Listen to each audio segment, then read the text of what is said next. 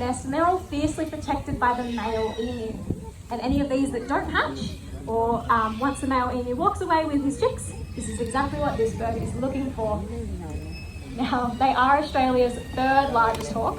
However, they're not an incredibly powerful predator. Something around the size of a blue-tongued lizard is the largest thing on Slammer's menu. I put it right between your feet, Slammer. I'm so sorry. Let me give you another one. Oh no, you found it. Beautiful. Now everyone, this is Slammer, and even with her sharp beak and feet, she needs a bit of help to get inside that egg today.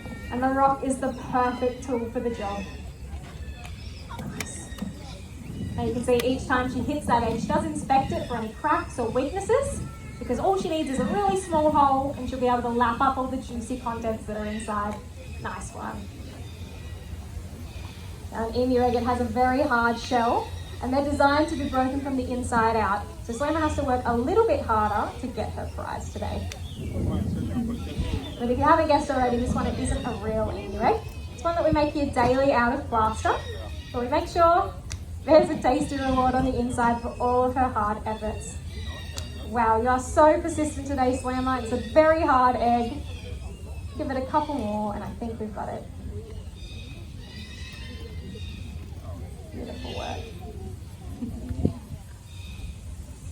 Now, while this behaviour of using a rock, it is unusual, but it's not exactly unique.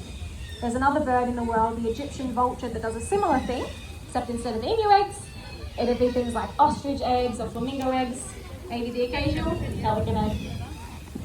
You are doing so great, Slammer. You've made quite the big hole. I think you're just going to pry it on open now. Can't quite reach it with your beak. Yeah, just go with who's boss. Maybe one more good hit, Sam?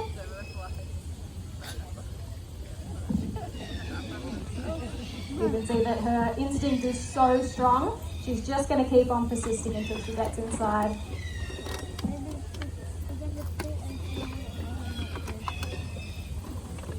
Nice. Amazing work. Now Slammer is one of the original cast members down here at Free Flight. She's about 26 years old. She's been doing this for about 25 years, so she definitely knows what is inside for her. But it is pretty hard, and I might give you a bit of a hand because you've done such a good job. It's just a very difficult egg. Oh, you're so close.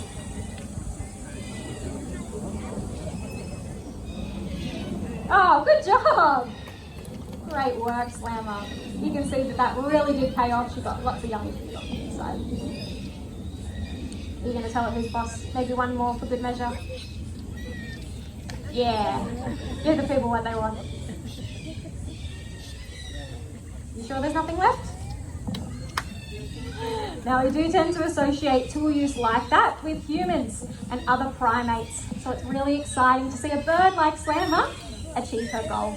It might make you think, hey, I've got a little bit more in common with these birds than what I previously thought.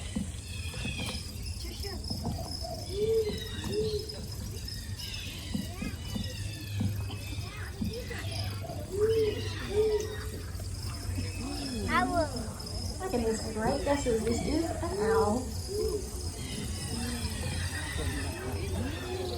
Do you ever get the feeling you're being watched? With these big, beautiful eyes, oftentimes owls are the ones looking back at us in our backyards, in the city and in the country. Pretty cool.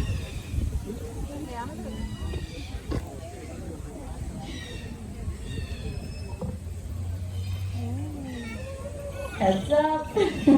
Like Kelsey said, this is an owl. The species is called a barking owl. Very cool. They actually do hunt during the day. Oftentimes you think of owls being nighttime hunters, but this species does hunt during the day because their prey, other birds, does actually come out at the same time. That's alright. And using these big, powerful feet, a bird like Ripley, they could be taking down prey that's even larger than themselves.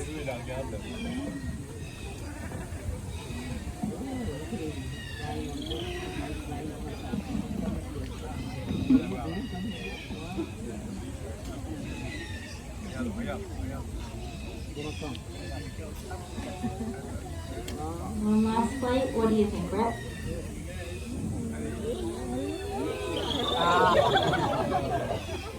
But as the sun does go down, these barking owls, they're going to look to hunt something a little bit different.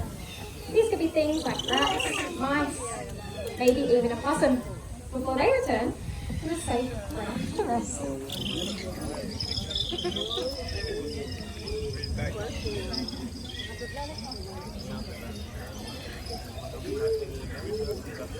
And remember, if you duck, the birds only fly lower. Now, day and night, we're very happy to have owls in our environment because they're doing us a lot of benefits, right? They're cleaning up the invasive pests that we have here in Australia, things like rats.